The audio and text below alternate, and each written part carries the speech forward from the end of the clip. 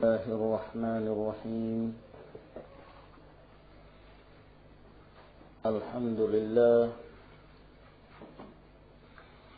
حمدا كثيرا طيبا مباركا فيه كما يحب ربنا ويرضاه. وأشهد أن لا إله إلا الله وحده لا شريك له، وأشهد أن محمدا عبده ورسوله، وصلى الله عليه وعلى آله وأصحابه وسلم تسليما كثيرا. أما بعد، قال المؤلف شيخ الإسلام المجدد محمد بن عبد الوهاب رحمه الله تعالى في كتاب التوحيد: باب ما جاء أن بعض هذه الأمة يعبد الأوثان. Bab yang menjelaskan tentang sebahagian umat ini, di antara mereka akan ada yang kembali menyembah al-awthan, menyembah berhala. Apakah itu kuburan ataukah patung-patung dan yang lainnya dari segala sesembahan yang disembah dari selain Allah Azza wa Jalla. Bab ini beliau sebutkan dalam rangka tahdzir, peringatan untuk umat ini bahwa tidak ada dari kalangan kita yang bisa untuk merasa aman dari terjatuhnya mereka dalam kekufuran, dalam syirikan, menyekutukan Allah Subhanahu wa ta'ala, dan sekaligus membantah pendapat sebagian mereka yang mengatakan bahwa pada zaman-zaman kita sekarang ini tidak mungkin terjadi kembali sebagaimana yang terjadi pada zaman jahiliyah dahulu, dari asyirk, menyembah dan menyekutukan Allah Subhanahu wa ta'ala dalam beribadah. Sehingga berangkat dari keyakinan mereka tersebut, maka mereka pun tasahul dalam sekian perkara yang diharamkan oleh Allah Subhanahu wa ta'ala dan Rasulnya. Dalam hal ta'zim, mengagungkan orang-orang yang saleh, mengagungkan para penghuni kuburan yang mereka anggap saleh, dan menjadikan sebagian tempat-tempat yang mereka anggap karamah, keramat, dan lain sebagainya. Menghalalkan gambar makhluk hidup, menghalalkan patung yang membentuk makhluk hidup dengan alasan bahwa tidak ada lagi kekhawatiran sebagaimana yang telah dikhawatirkan oleh mereka dahulu di zaman al-jahiliyah. Dan ini adalah pendapat yang batil.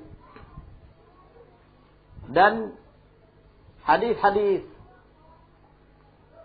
Rasulullah sallallahu alaihi wasallam menunjukkan dan menjelaskan pada kita bahwa akan muncul lagi di kalangan umat ini mereka yang memiliki sifat dan karakter jahiliyah.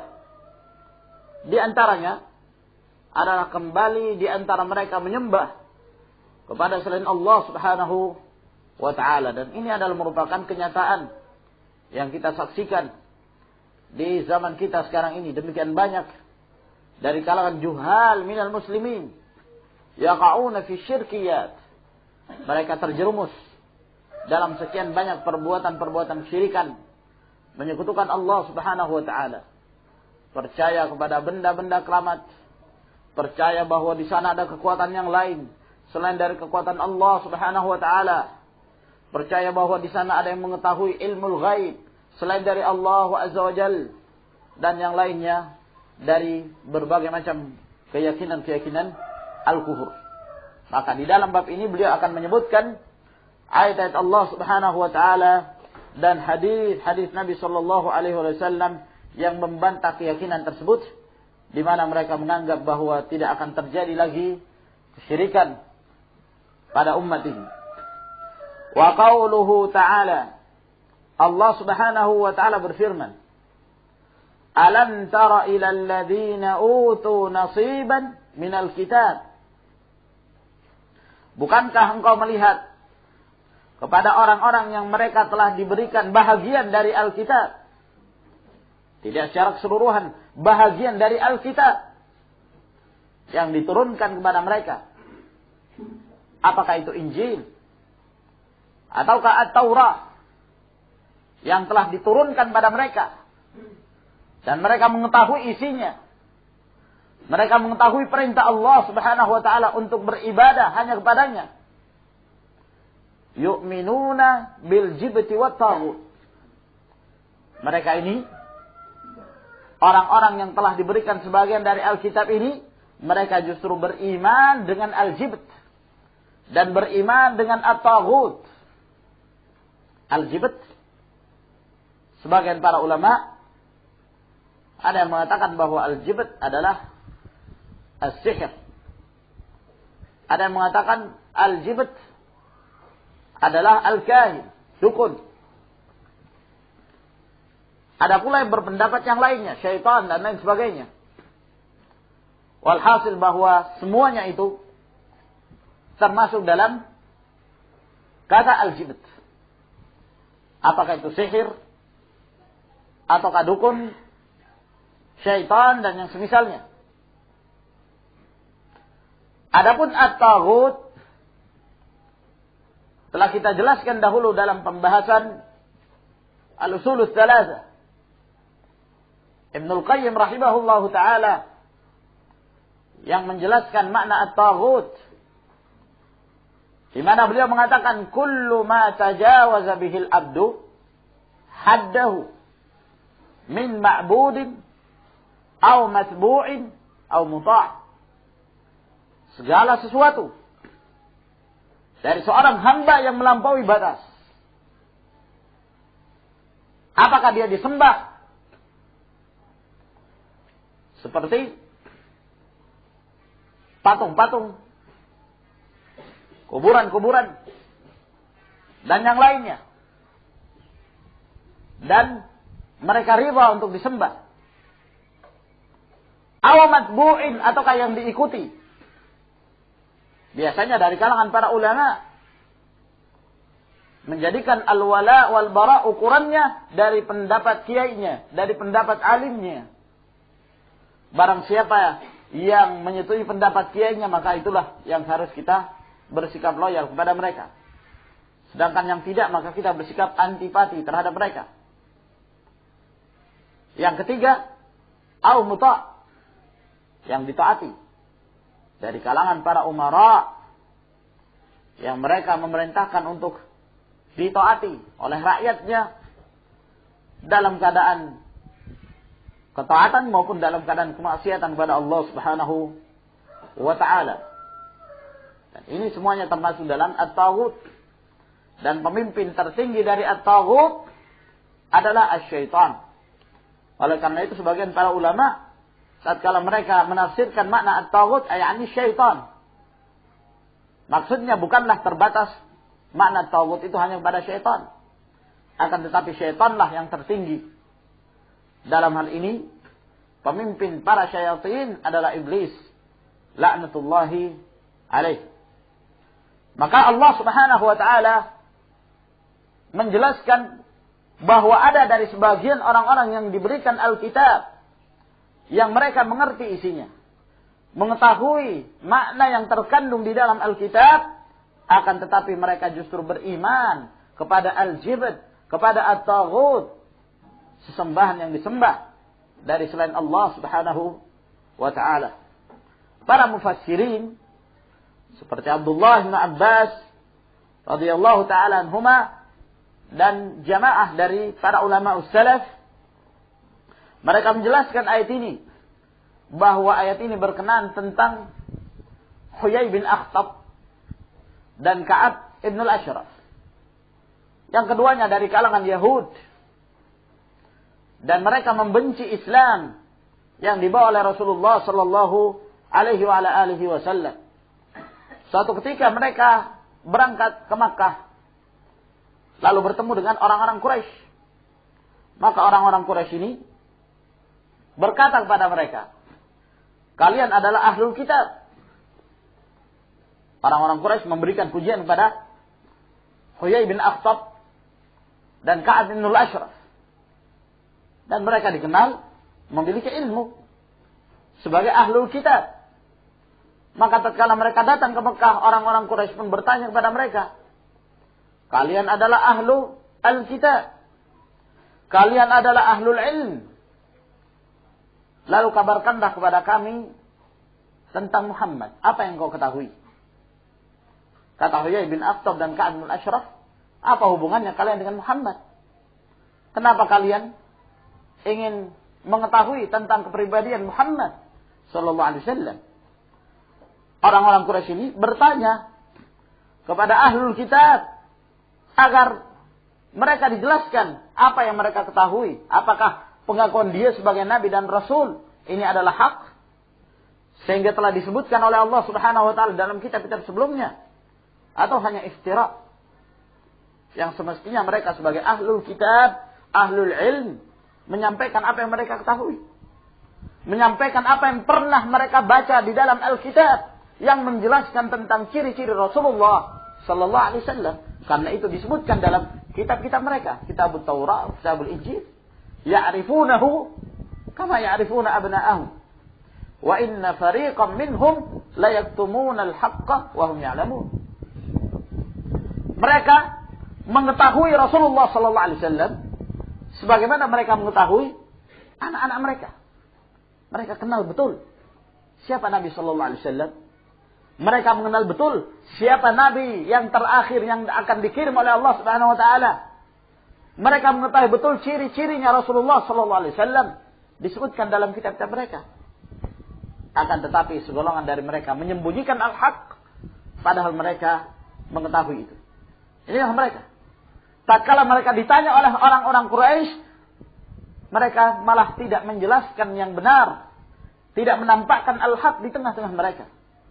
Tapi mereka mengatakan, apa hubungan kalian dengan Muhammad? Kenapa kalian ingin mengetahui kabar tentang Muhammad?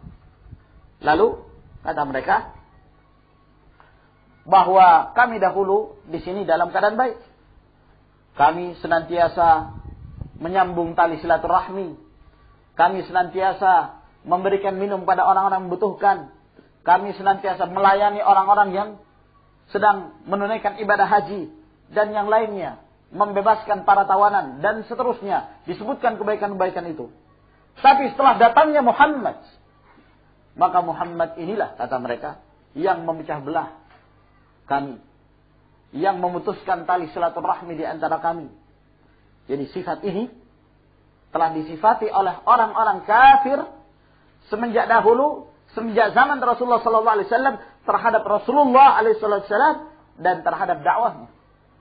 Sifat negatif, ya, bahwa Rasulullah sallallahu alaihi wasallam dan para sahabatnya lah yang memecah belah mereka, yang memutuskan tali silaturahmi dan lain sebagainya dari sikap atau sifat-sifat negatif.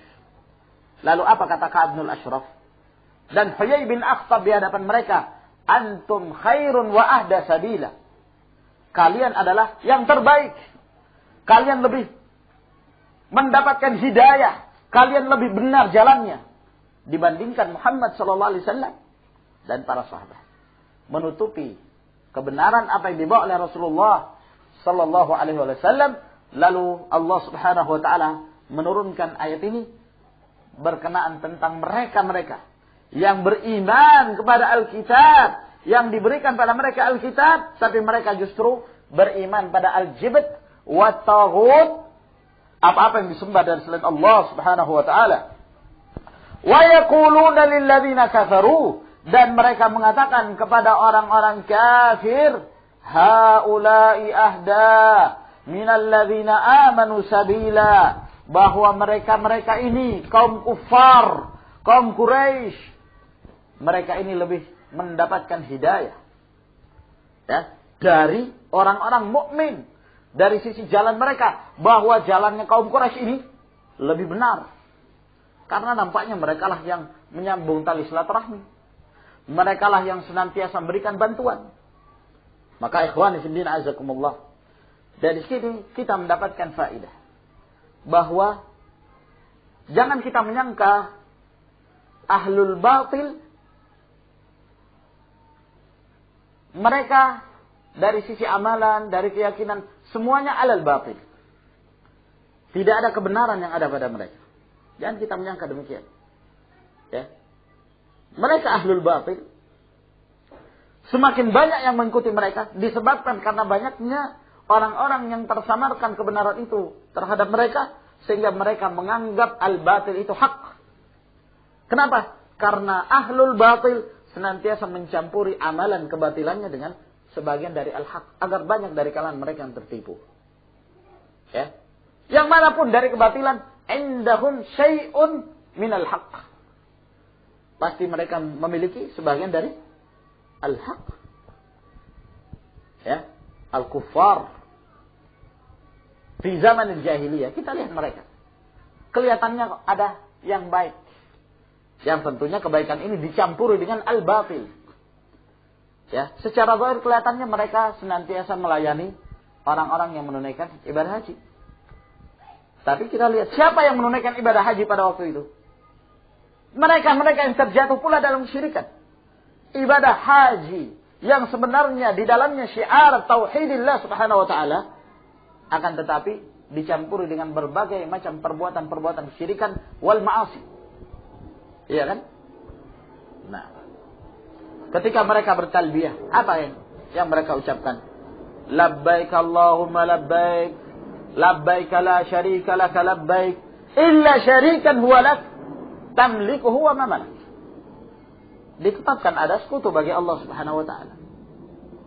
Nah, para wanita tawaf di sekeliling Ka'bah dalam keadaan telanjang. Ya.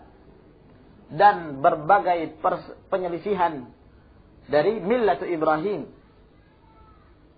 ya, alaihi salatu wassalam.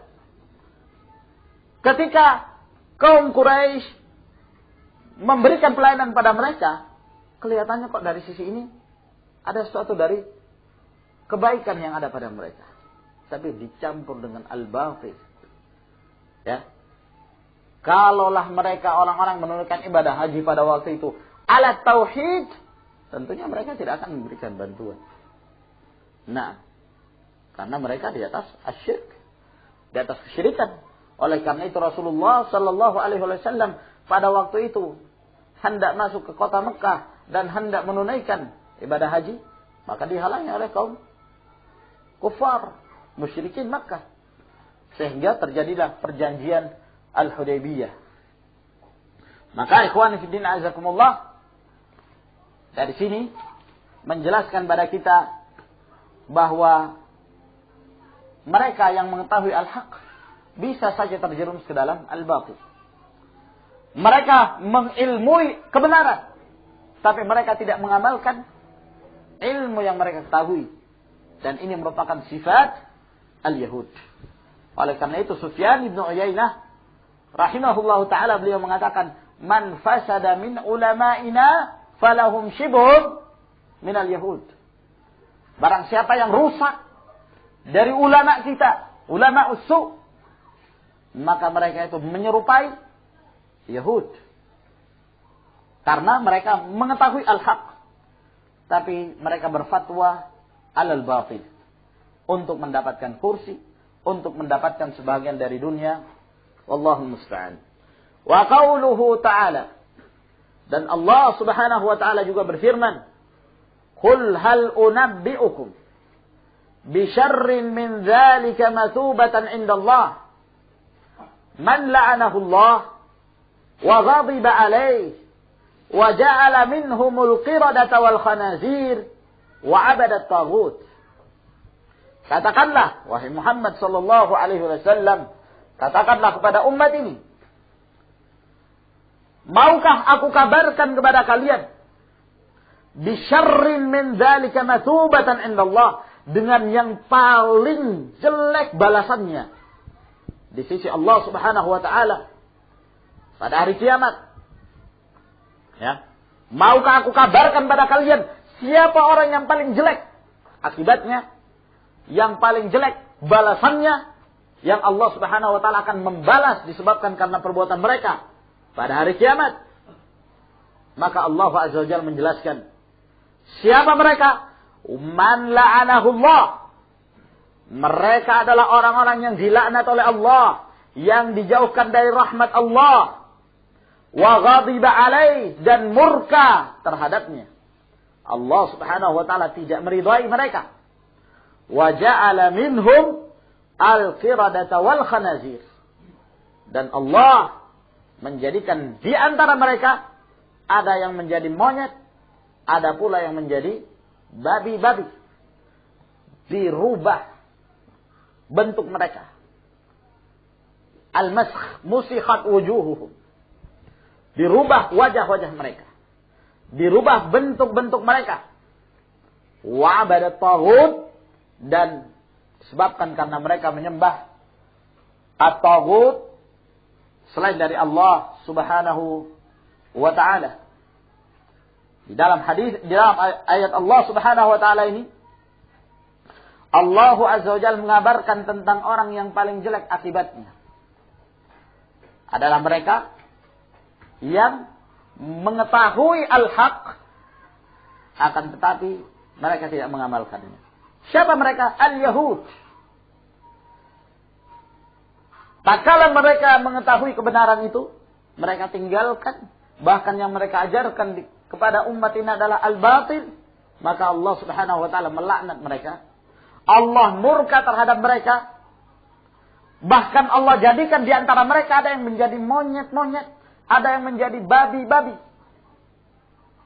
Dan mereka menyembah taghut, menyembah dari selain Allah Subhanahu wa taala. Ada terjadi khilaf di kalangan para ulama tentang lafaz abada. Ada yang baca abadut taghut, ada yang baca ubida at-taghut, dan ada pula yang baca yang lainnya. Ya, walhasil qiraah yang masyhur yang kita baca wa abadat taghut. Ya, ini Allah Subhanahu wa taala menjadikan di antara mereka ada yang menyembah taghut, mentaati syaitan. Ya, terhadap apa yang telah dihiaskan untuk mereka. Oleh karena itu kaum muslimin, umat Rasulullah sallallahu alaihi wasallam, mereka diperintahkan dalam salat-salat mereka untuk senantiasa meminta perlindungan kepada Allah dan meminta petunjuk kepada Allah Subhanahu wa taala agar senantiasa berada di atas jalannya para nabi war rasul dan yang mengikuti mereka, orang-orang yang mendapatkan kenikmatan, dan berlindung dari dua kelompok, al-maghdubi alaihim waladhdallin, yang dimurkai Allah Subhanahu wa taala dan orang-orang yang sesat. Dalam hadis Hudzaifah bin Yaman, hadis yang panjang yang diriwayatkan oleh Imam Tirmidzi, kata Rasulullah sallallahu alaihi wasallam, al-maghdubu alaihim humul yahud wan nasara dhullat. Bahwa yang dimurkai Allah Subhanahu wa taala mereka adalah Yahud, sedangkan orang-orang Nasara mereka itulah orang-orang yang sesat, yang disesatkan oleh Allah Subhanahu wa ta'ala. Nah, maka ayat ini peringatan dari mereka-mereka yang datang setelahnya, bahwa jangan mereka mengikuti dan terperosok kepada langkah-langkah orang-orang sebelum mereka dari kalangan Yahud dan Nasara. Dan itu ditegaskan oleh Rasulullah sallallahu alaihi wasallam di dalam hadis yang akan kita bacakan nanti. Wa qauluhu ta'ala, dan firman Allah Subhanahu wa ta'ala, dalam suratul Kahf ayat 21. Qala alladziina ghalabu 'ala amrihim lanattakhidanna 'alaihim masjida. Berkatalah orang-orang yang memenangkan, yang berkuasa pada waktu itu, bahwa kami akan membuatkan mereka dan mendirikan di atas kuburan mereka masjid. Ini berkenaan tentang kisah Ashabul Kahf. Am hasibta anna ashabal kahfi war raqim kanu min ayatina ajaba. Mereka yang merupakan salah satu tanda kekuasaan Allah Subhanahu wa taala terhadap umat ini, bahwa Allah Azza wa Jalla menghidupkan siapa yang Allah kehendaki dan Allah Subhanahu wa taala mematikan siapa yang Allah Subhanahu wa taala kehendaki. Ashabul Kahf, mereka penghuni gua Al-Kahfi, mereka pada masanya hidup di tengah-tengah hukumah yang zalim, pemerintah yang zalim, yang menyekutukan Allah Subhanahu wa taala. Dan barang siapa dari rakyatnya yang tidak mentaati perintahnya untuk menyembah kepada selain Allah, maka mereka akan menyiksanya dan bahkan membunuhnya. Maka mereka ini orang-orang yang ingin menyelamatkan diri mereka, yang ingin menyelamatkan akidah mereka dari kezaliman pemerintah pada waktu itu, maka mereka pun berlari. Ya, qaddarallahu ma syaa fa'al, mereka pun tiba di gua untuk beristirahat pada waktu itu. Maka tatkala mereka tiba di gua tersebut, tentunya mereka dalam keadaan capek disebabkan pelarian yang melelahkan. Maka tidurlah mereka. Maka Allah Subhanahu wa taala pun menjadikan mereka ini sebagai tanda-tanda kekuasaan Allah Subhanahu wa taala. Falabithu fi kahfihim 300 sinin wasdadu 9. Mereka tinggal di gua mereka selama 3 abad lebih.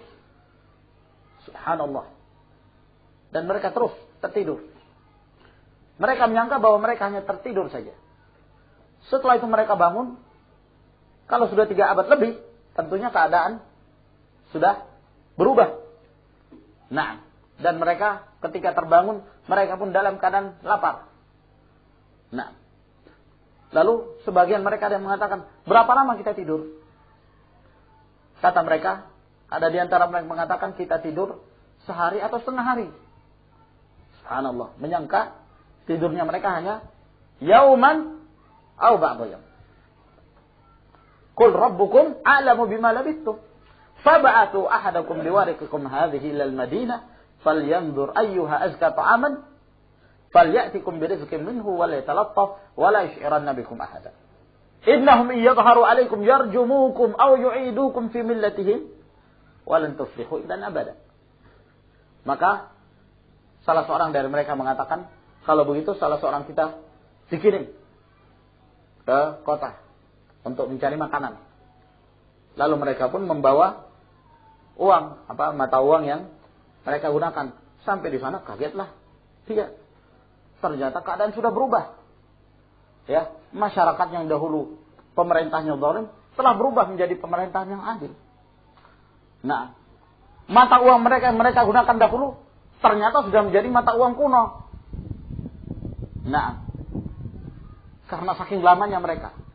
Dan akhirnya keadaan mereka ini pun diketahui oleh masyarakat. Dan mereka pun tentunya menganggap ini sebagai suatu keajaiban. Tidurnya mereka yang demikian lama dalam keadaan tubuh mereka dalam keadaan sehat. Nah, ini adalah suatu keajaiban. Maka tatkala mereka meninggal, mereka pun ingin mengingat ya tentang berita yang sangat bersejarah tentang mereka ini. Maka mereka pun mengatakan lanattakhidanna alaihim masjidah. Bagaimana kalau kita membangun di atas kuburan mereka ini masjid? Keadaan mereka seperti al-Yahud wan Nasara yang mereka membangun di atas kuburan-kuburan nabi mereka jadikan sebagai masjid-masjid, tempat-tempat ibadah. Ya. Nah, karena nampak kesalehan mereka dan mereka ingin mengenang tentang berita yang sangat bersejarah tersebut, akan tetapi dengan cara yang keliru, dengan cara yang salah, disebabkan karena kejahilan mereka, maka mereka pun ingin membangun masjid di atasnya, dan ini merupakan bentuk terjadinya syirikan.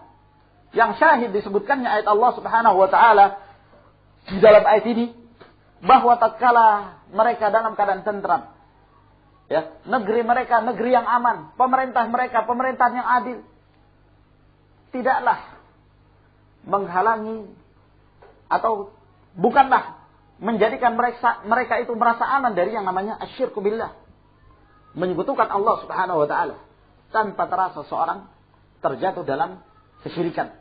Maka demikian pula umat-umat belakangan ini, setelah meninggalnya Rasulullah sallallahu alaihi wasallam, tidak ada jaminan bagi kita untuk terselamat dari menyekutukan Allah Subhanahu wa taala.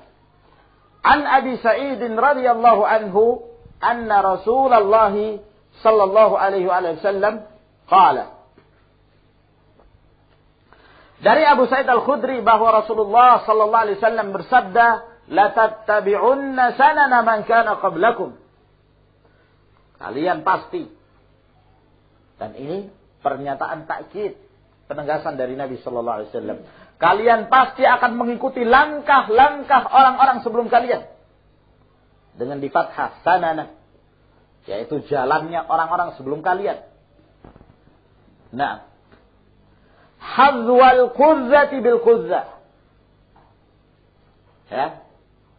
Yaitu kalian pasti akan meniru mereka dengan sebenar-benar tiruan, persis. Lafaz ini disebutkan di dalam kitab ini bahwa hadis ini dikeluarkan oleh Bukhari dan Muslim. Namun lafaz hadzwal quzzati bil quzzah, wallahu a'lam bishawab, sepertinya tidak disebutkan dalam riwayat Bukhari ataukah dalam riwayat Muslim. Ini dalam riwayat yang lain. Apakah itu dalam riwayat Al-Imam Ahmad bin Hanbal rahimahullah taala. Adapun dalam riwayat Bukhari atau Muslim dengan lafaz shibran bi shibrin wa dira'an bi dira'in. Kalian pasti akan mengikuti langkah-langkah orang-orang sebelum kalian, sejengkal demi sejengkal, sehasta demi sehasta. Nah, kalau di dalam lafaz ini hadzwal quzzati bil quzzati. Ya. Al-quzzah jamaknya al-quzzat. Ya, yaitu apa itu ya kawan, bulu dari panah, anak panah. Kalau panah itu kan belakangnya ada bulunya ya kawan. Iya. Nah, itu namanya al-quzzah. Ya, ini kalian akan mengikuti langkah-langkah mereka seperti miripnya bulu dengan bulu yang lain, begitu. Seperti bulu ini mirip dengan bulu yang satunya. Maka bulu yang satu ini Yahud, Ahlul Kitab, kalian akan mirip seperti mereka, menyerupai mereka. Maka hadis ini peringatan dari Nabi sallallahu alaihi wasallam dari at-tashabbuh bil kuffar, at-tashabbuh bi ahlil kitab, menyerupai Ahlul Kitab, menyerupai orang-orang kafir. Hatta law dakhalu juhra dabbin la dakhaltumuh. Sehingga tatkala mereka masuk ke dalam lubang biawak, kalian juga berusaha untuk memasukinya. Sama seperti mereka. Yakni dalam keadaan kondisi apapun, kalian selalu meniru mereka. Sampai dalam perkara-perkara yang kecil dari mereka, kalian juga ikuti. Ya. Kalian berusaha untuk mengikuti langkah mereka. Ini peringatan dari Rasulullah sallallahu alaihi wasallam. Apakah itu dalam perkara akidah, ataukah dalam perkara akhlak, dalam hal pakaian, ya, dan lain sebagainya, kalian mengikuti langkah mereka. Tasyabbahtum bihim. kalian menyerupai mereka. Dan ini minimal hukumnya adalah haram. Ya. Adapun kalau kita melihat pada zahir hadisnya mengantarkan seseorang pada kekufuran disebabkan karena tasyabbuh terhadap orang-orang kafir. Dalam hadis yang diriwayatkan oleh Abu Daud, hadis Abdullah bin Umar, kata Rasulullah sallallahu alaihi wasallam, "Man tasyabbaha biqaumin fahuwa minhum." Barang siapa yang menyerupai satu kaum, maka dia termasuk kaum mereka. Nah, dia termasuk mereka. Kalau kalian bersama dengan ahlul kitab dalam hal penyerupaan, kalian bersama mereka. Kalau kalian bersama Rasulullah sallallahu alaihi wasallam dan para sahabat dan menyerupai mereka, fatashabbahu illam takunu mithlahum. Inna tashabbuha bil kirami falahu. Maka hendaklah kalian menyerupai mereka.